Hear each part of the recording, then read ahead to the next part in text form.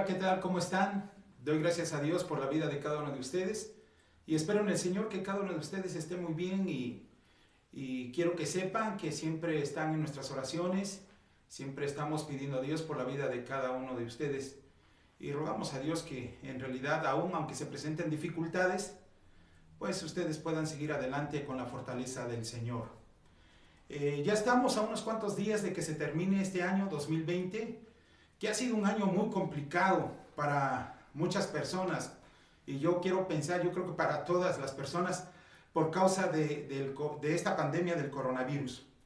Pero me ponía a pensar que aún en medio de estas circunstancias, nosotros podemos recordar el nacimiento de nuestro Señor Jesucristo, que fue, que es y seguirá siendo un mensaje de esperanza para su pueblo y para toda la humanidad. Por varias razones. Yo me ponía a pensar esto, recordar el nacimiento de Jesús es un mensaje de esperanza para toda la humanidad por varias razones. Y para esto yo quisiera que consideráramos el libro de Isaías capítulo número 7, aunque vamos a estar estudiando en el capítulo número 9, versículos del 1 al 7, pero quisiera que viéramos el contexto, cómo se da este mensaje acerca del nacimiento de nuestro Señor Jesucristo.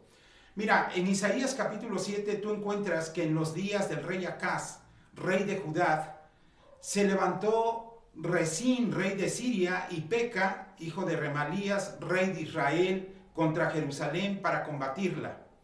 Dice la escritura que ellos no pudieron tomarla. Considero que cada uno de ellos de una manera independiente estaban tratando de conquistar el reino de Judá. Y bueno, principalmente la capital que era Jerusalén.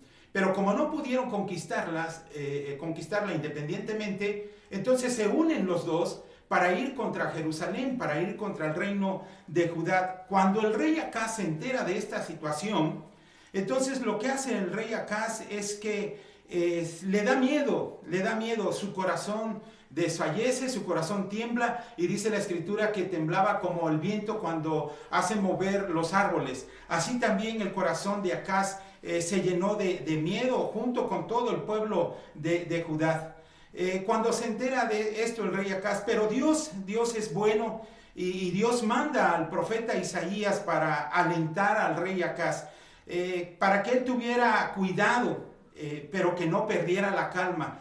Esto que te estoy diciendo lo leí en la Biblia, la palabra de Dios para todos.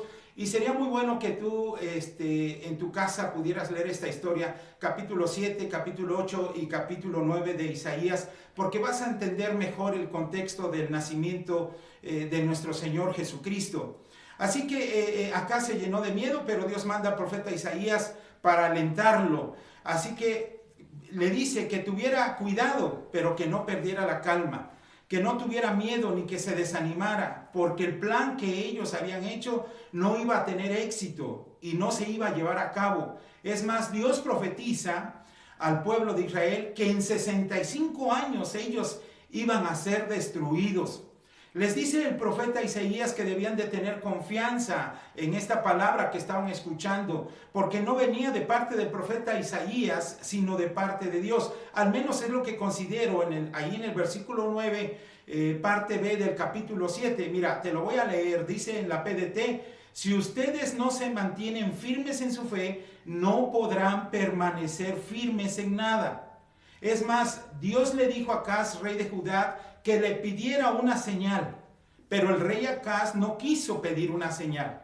Esto le molestó al profeta Isaías, pero aún así Dios les dio una señal. Dios les dio una señal, y cuando yo veo esta señal que el Señor les da al pueblo de Judá y al rey de Acaz, yo puedo ver que es un momento y es una profecía que conlleva un mensaje de esperanza. Lleva un mensaje de esperanza. Por eso puedo decir, un mensaje de esperanza es Dios con nosotros, porque esa es la señal que les da nuestro Dios al pueblo de Judá y al rey Acaz. Dice Isaías 7:14: por tanto, el Señor mismo os dará señal. He aquí que la Virgen concebirá y dará a luz un hijo, y llamará su nombre Emmanuel, que traducido es Dios con nosotros. Tú sabes que el hombre no puede habitar con Dios porque es pecador y Dios es santo. Pero al venir a su Hijo Jesús a esta tierra donde nosotros habitamos, es muestra de que Dios está a nuestro favor. Y esto es lo que les dijo el profeta a sus contemporáneos, al rey Acaz y a todo Judá, que estaban temblando de miedo al enterarse de que Rezín, rey de Siria, y Peca, hijo de Remalías, se habían unido para venir a conquistar Jerusalén. Dios le habló al rey por medio de su profeta. Lo que el rey tenía que hacer era confiar en la palabra de Dios. O sea, el salvar al pueblo de Israel, el no permitir que el rey de Siria y el rey de Israel conquistaran Judá, era una muestra del favor de Dios que tenía para ellos. Dice Isaías capítulo 7, versículos 9, parte B, si ustedes no se mantienen firmes en su fe, lo dije hace rato, no podrán permanecer firmes en nada. Lo que ellos necesitaban era confiar en esa palabra que Dios les había dicho.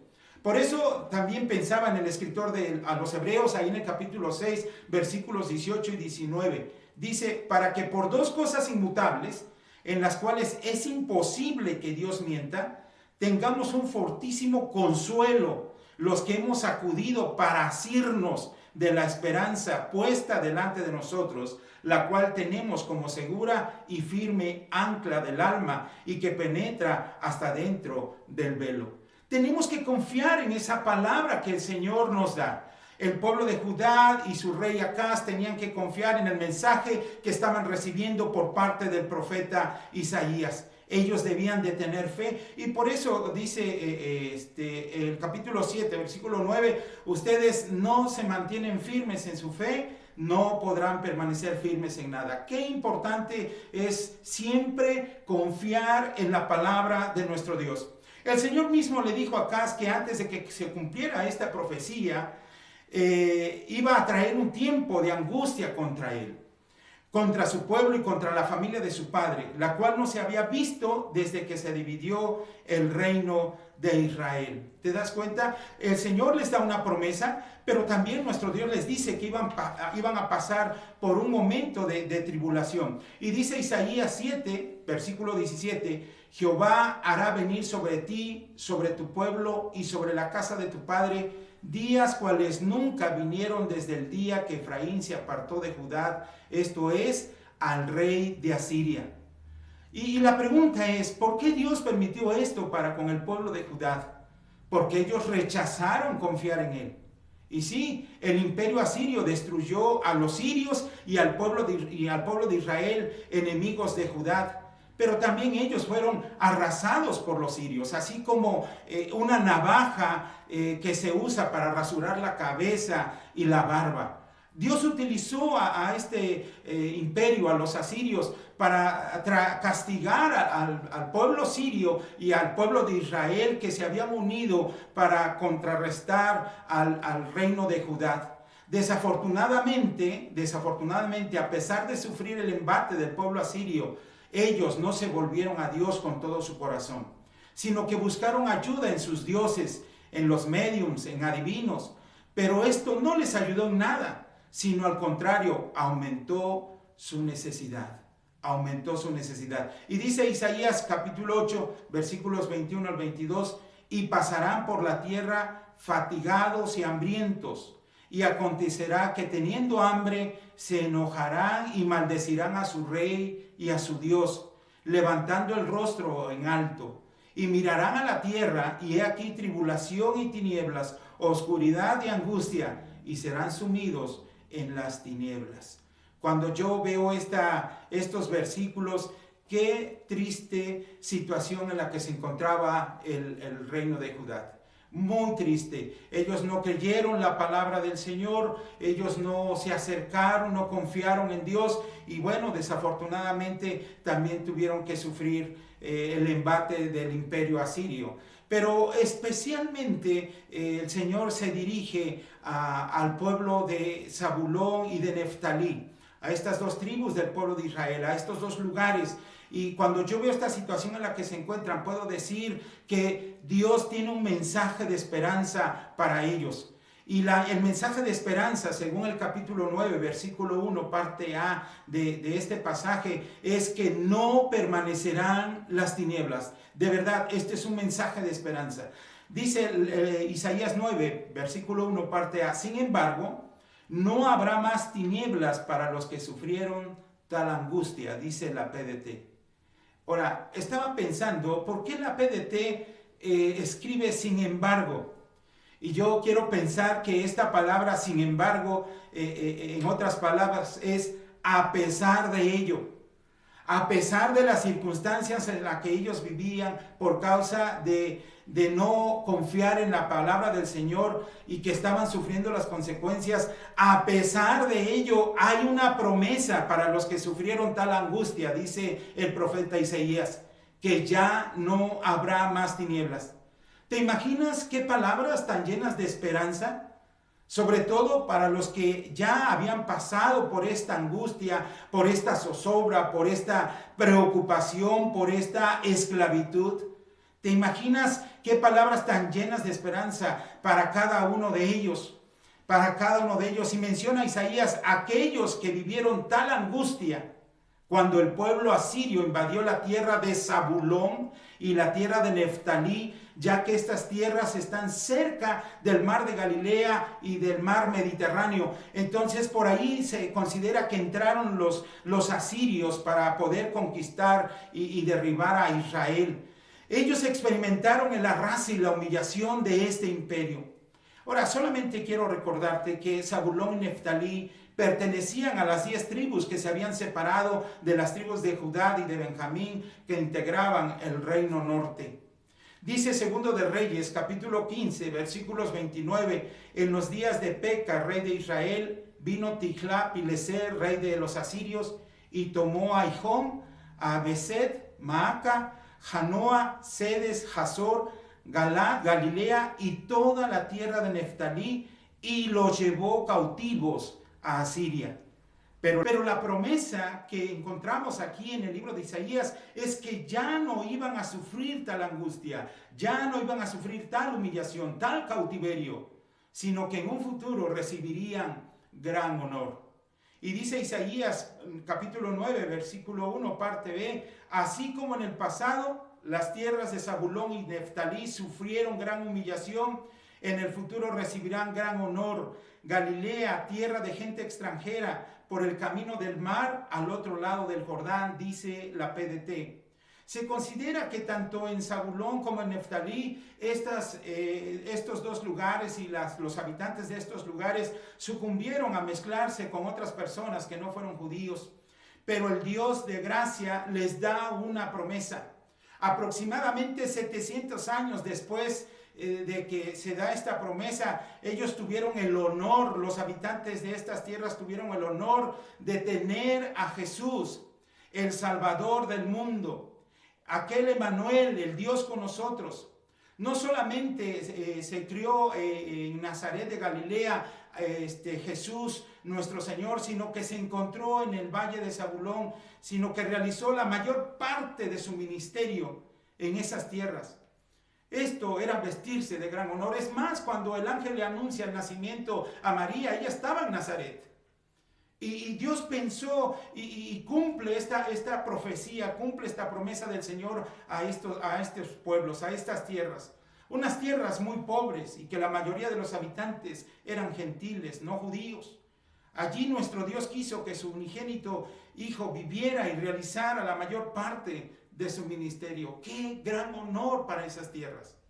Unas tierras que habían experimentado el arrastre del imperio asirio, unas tierras que habían dejado en muy mal situación estos lugares, que no pertenecían a la ciudad, sino que estaban lejos de la ciudad de Jerusalén. Allí el Señor quiso que viniera su Hijo Jesús y naciera en medio de todas estas personas. Allí se crió nuestro Señor Jesucristo.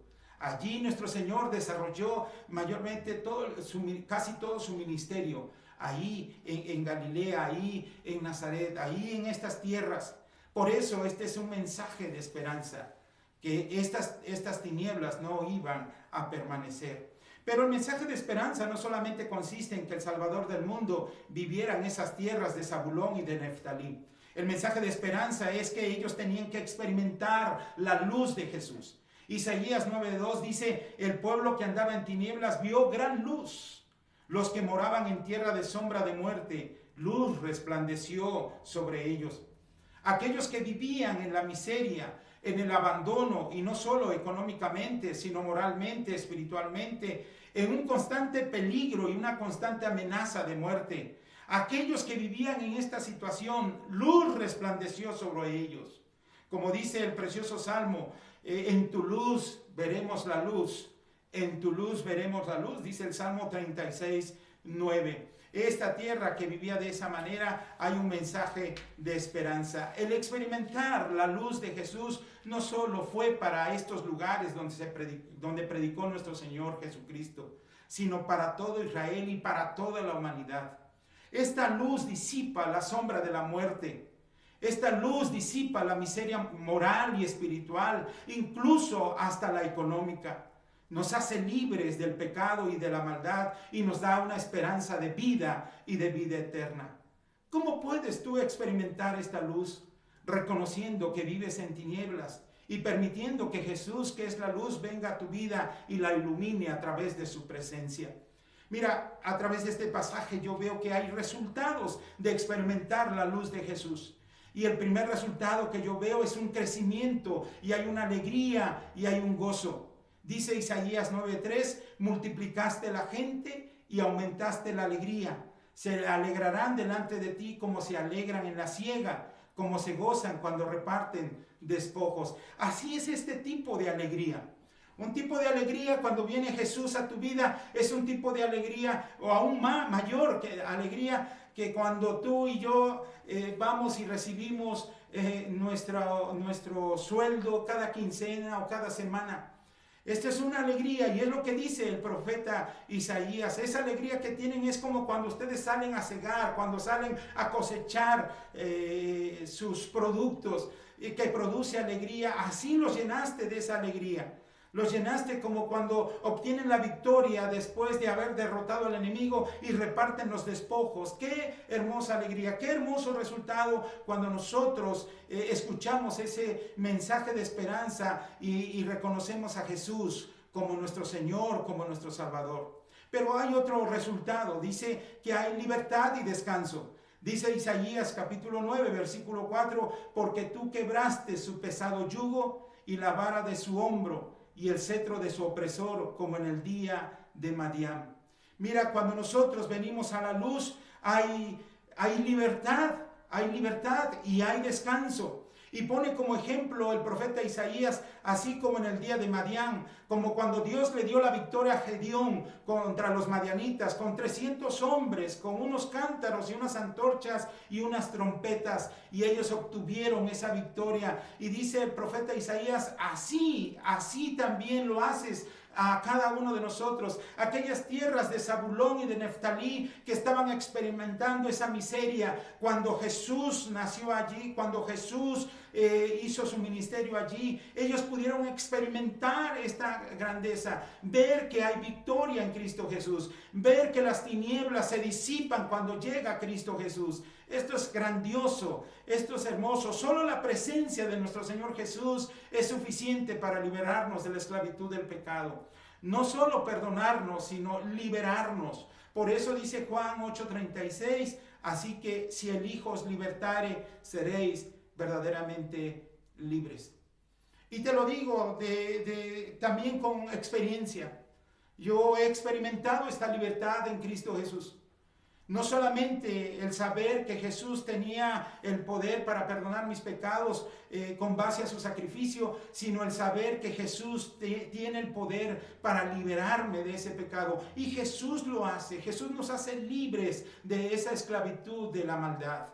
Por eso es un mensaje de esperanza. En medio de la tribulación, en medio de estas situaciones adversas, hay un mensaje de esperanza, y el mensaje de esperanza es Cristo Jesús viniendo a este mundo. Y yo preguntaba, ¿qué impulsó a Dios el hacer todo esto? ¿Qué impulsó a Dios? Y mira, ¿qué impulsó Dios al mandar a su único hijo, al nacer en un lugar así, el morir como murió en una cruz, como morían los malhechores en ese tiempo y en esos lugares? ¿Qué fue lo que le impulsó a Dios? Y yo leyendo en la traducción del lenguaje actual, ahí en Isaías capítulo 9, versículos 6 al 7, dice, nos ha nacido un niño, Dios nos ha dado un hijo. A ese niño se le ha dado el poder de gobernar y se le darán estos nombres: Consejero admirable, Dios invencible, Padre eterno, Príncipe de paz. Él se sentará en el trono de David y reinará sobre todo el mundo, y por siempre habrá paz. Su reino será invencible y para siempre reinarán la justicia y el derecho. Esto lo hará el Dios Todopoderoso por el gran amor que nos tiene. ¿Qué impulsó a Dios el hacer todo esto? Dice la palabra del Señor en la traducción del lenguaje actual, el gran amor que nos tiene. Es un mensaje de esperanza. La Navidad es un mensaje de esperanza, no solamente para el pueblo de Israel, sino para toda la humanidad. Hay esperanza para ti. Cristo vino y nació ahí en Jerusalén, nació ahí en Belén, nació y se crió en Nazaret y predicó el evangelio de su Padre para que nosotros pudiésemos obtener todos estos beneficios que nos menciona la Escritura. Por eso el texto de oro, Juan 3:16, que lo sabemos muchos de memoria, dice, porque de tal manera amó Dios al mundo, que ha dado a su Hijo unigénito, para que todo aquel que en él cree no se pierda, mas tenga vida eterna. Dios mostró su amor, su gran amor, para cada uno de nosotros, al enviar a su Hijo Jesucristo a esta tierra. La Navidad, recuerda, la Navidad es un mensaje, pero un mensaje de esperanza. Tú puedes refugiarte en el Señor. Dios te ama y nunca te va a dejar de amar. Y muestra de ello es que envió a su único Hijo para salvarnos de todos nuestros pecados y para darnos una esperanza de vida y de vida eterna. Vamos a orar. Padre, te doy muchas gracias porque diste una profecía a la tierra de Zabulón y de Neftalí, tierras que habían experimentado el cautiverio del imperio asirio, unas tierras que vivían en la miseria espiritual, en la miseria moral y económicamente. Pero en medio de estas tierras, tú enviaste a tu Hijo Jesucristo para que naciera en esos lugares y se criara en esos lugares y desarrollara su ministerio en esos lugares. Y esta tierra que estaba abandonada vio gran luz en tu Hijo Jesús. Y lo mismo sucede con cada uno de nosotros. Cuando nos sentimos derrotados, abandonados, solos, tú envías a tu Hijo Jesucristo a nuestra vida para que por medio de Él nosotros experimentemos ese gozo, esa alegría, esa libertad, ese descanso.